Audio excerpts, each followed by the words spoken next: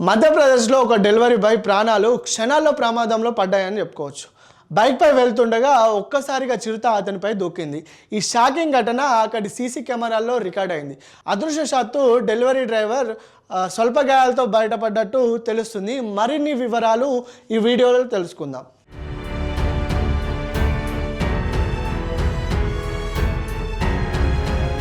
మధ్యప్రదేశ్లోని ఇండర్ నగరంలోని బిచోలి మర్దన నివాస ప్రాంతంలో ఈ ఘటన చోటు చేసుకుంది.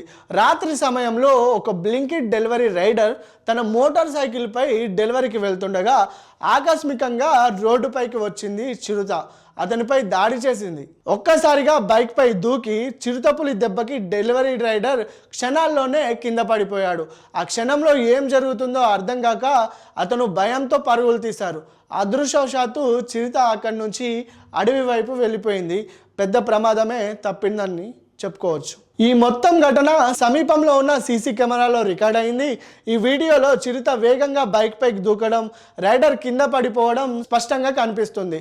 ఈ దృశ్యాలు సోషల్ మీడియాలో తెగ వైరల్ అయిపోతున్నాయి. ఘటనపై సమాచారం అందుకున్న అటవీ శాఖ అధికారులు వెంటనే రంగంలోకి దిగి చిరుతను గుర్తించి సురక్షితంగా పట్టుకునేందుకు ప్రత్యేక బృందాలు ఏర్పాటు చేశారు.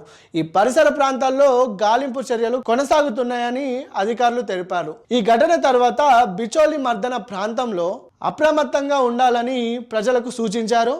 ముఖ్యంగా రాత్రి వేళల్లో ఒంటరిగా బయటికి రాకూడదని, జాగ్రత్తలు తీసుకోవాలని, అడవి జంతువులు కనిపిస్తే అటవీ శాఖ లేదా పోలీసులకు సమాచారం ఇవ్వాలని విజ్ఞప్తి చేశారు. అటవీ ప్రాంతాలకు సమీపంలో ఉన్న కాలనీలు, చిరుతలు, ఇతర వన్యప్రాణులు సంచరించే ఘటన అప్పుడప్పుడు జరుగుతున్నాయని అధికారులు చెప్తున్నారు.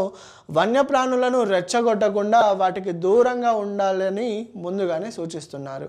సో కుటుంబ కష్టం కోసం, ఆర్థికంగా బలపడడం కోసం చాలామంది విద్యార్థులు బ్లింకిట్ అనే ఇలా డెలివరీ బాయ్గా పనిచేస్తున్నారు. ఈ పనిచేస్తున్న క్రమంలో రాత్రి డెలివరీ కోసమని ఒక ప్రాంతానికి వెళ్ళాడు.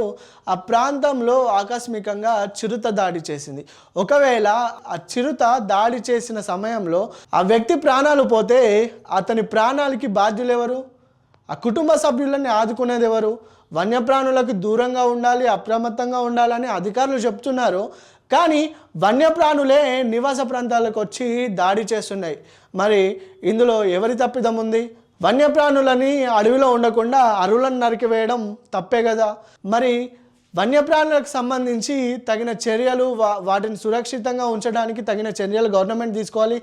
అదేవిధంగా జనాల ప్రాణాలు కాపాడడానికి కూడా ముందుగానే అధికారులు ఈ చర్యలు తీసుకోవాలని చెప్తున్నారు.